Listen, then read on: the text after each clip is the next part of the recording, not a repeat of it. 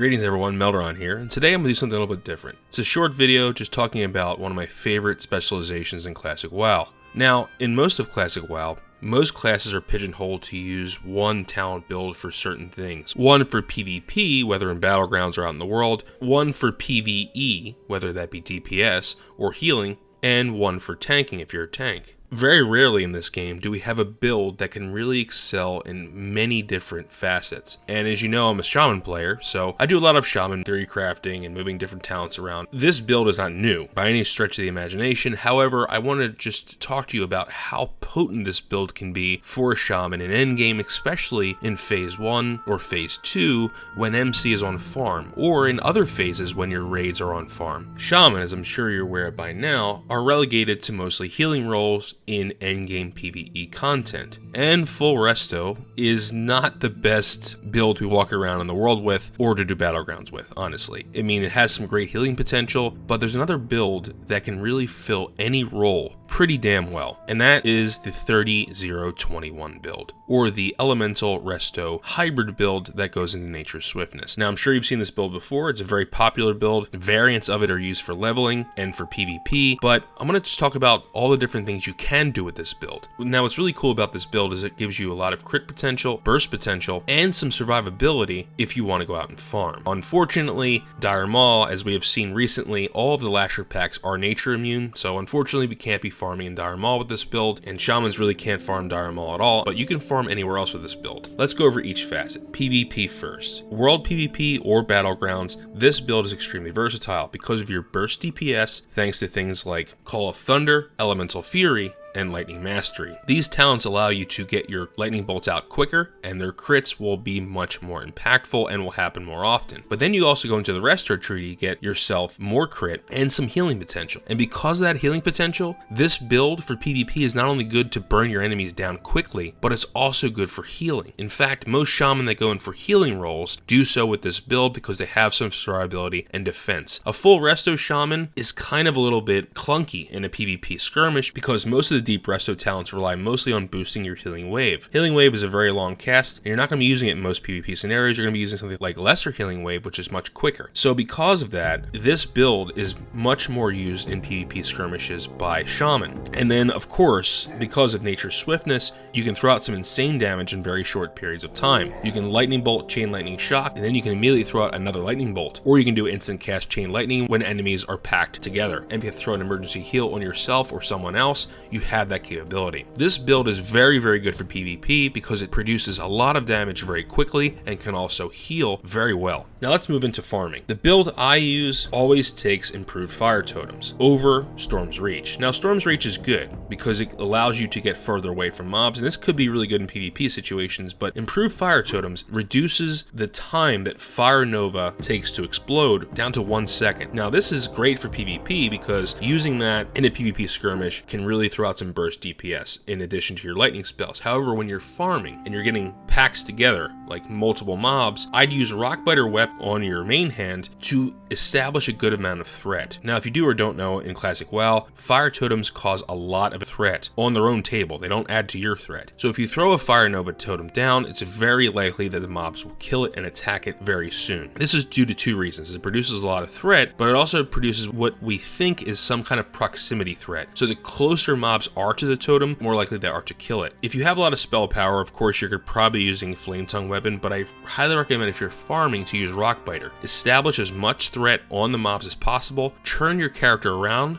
180 degrees, and then drop Fire Nova. It'll be farther away from the mobs and it will still hit them. Using your combination of Fire Nova and Chain Lightning due to Eye of the Storm, you can get 0 pushback. So if you're getting hit by multiple mobs, chances are they will be critting you. And once they do crit you, Eye of the Storm will proc and you can throw out a Chain Lightning without suffering any pushback. You can also use Nature's Swiftness to throw out an instant cast Chain Lightning. So if you pair all these things together, using your fire totems effectively, throwing down Fire Nova and then following it immediately by a Magma Totem, using your Chain Lightnings, using your powerful hits with Rockbiter, you can really mow down a lot of targets. And if you're farming single targets, like those Essence of Waters and Fellwood, your single target kill speeds are the fastest compared to any other Shaman build. So you can kill things very quickly, and it's especially important when you're farming in areas where there are a lot of people trying to tag mobs. You have your instant cast shocks to tag, and your lightning bolts, and chain lightning will make short work of them. So this is a very good farming spec. Unfortunately, you won't be able to use it in Dire Maw because of nature resistance, but there are a lot of other places to farm in the game, and there are a lot of resources for that. Check out Frostadamus. He has got some great videos about where to farm, and Elemental Shaman really excel at this. Just make sure you're wearing a shield, because increasing your armor is very important, as you'll probably be wearing a lot of leather and cloth to increase your spell damage and intellect, so I definitely would wear a shield when you're farming, or in PvP. Shields are very, very important. I can't stress that enough. Another facet we can talk about is dungeon DPS. Now, as you can see in the clip here, Elemental Resto Hybrid or Elemental Shamans do extremely well in endgame dungeon DPS, especially Skullman, Stratholm, Ubers, Elbers. None of those mobs are really nature resistant except for a few fights like the chromatic dragons you fight in the Rend arena. But other than that, almost all of the mobs you fight have no nature resistance, so they can do some extreme damage in dungeons. And we always love to have an Elemental Shaman in our dungeon runs. Usually me, obviously, but we usually go,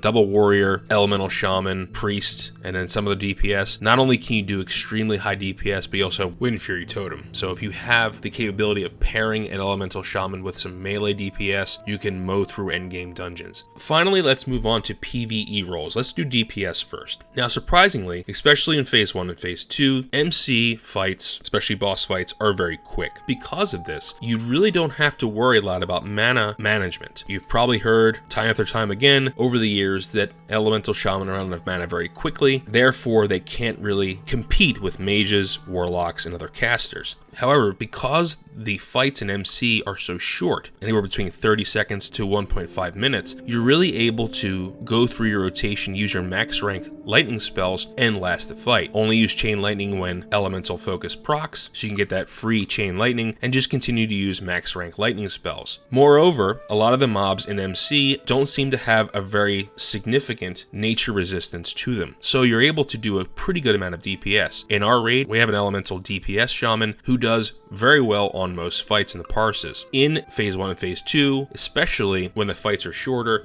Elemental Shaman really shine as a PvE DPS role. Now let's talk about healing. In our raid, we always have at least 6 Shaman in the raid. Out of those 6, only 1 or 2 are actually Deep Resto. And Deep Resto is very, very good at tank healing thanks to Ancestral Fortitude and thanks to Healing Way. But if you have 1 or 2 tank healers, you really only need 1, honestly, in MC. The rest of your Shaman can go Elemental Resto Hybrid, this 30-0-21. We have Nature Swiftness, we can use a quick heal if we need to, and we have a lot of other healing talents that reduce our mana cost and our healing effectiveness. So you don't have to gimp yourself as a shaman in a raid by going full resto. You can still compete. In fact, I've competed very, very well with full resto shaman in all of the raids we've done, and I'm elemental resto. So think about how powerful and versatile this build can be. You have one spec that can really shine in every facet of classic WoW. This to me is one of the most priceless things that a class can get, because as you know, being pigeonholed and using one spec or one talent build for certain things and respecking every week can get very, very expensive, and it really puts a lot of time in you farming gold just to respec. And if you're on farm status, if you've cleared all the bosses, you're confident in your raid, you can switch to 30-0-21 and still effectively heal your raids and protect yourself in PvP skirmishes. So I just wanted to talk about this. It's a very important thing I think most shamans should realize, is that you don't have to be full resto to heal, especially if you have full resto shamans in your group. You can even rotate who gets to go full resto one week and who doesn't have to, so you can spread the love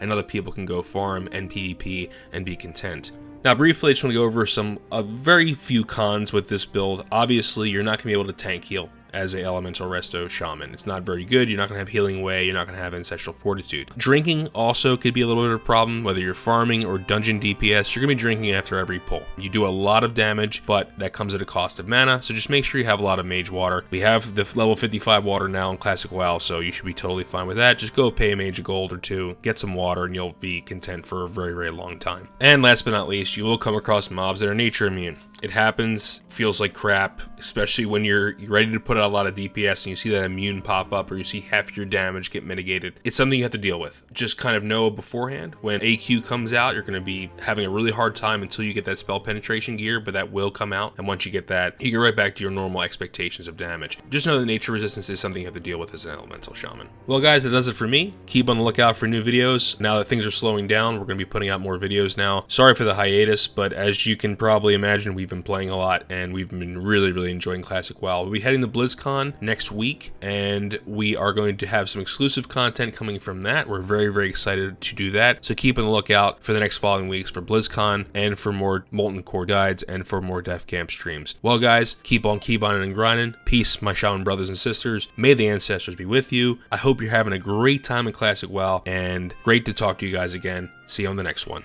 Peace.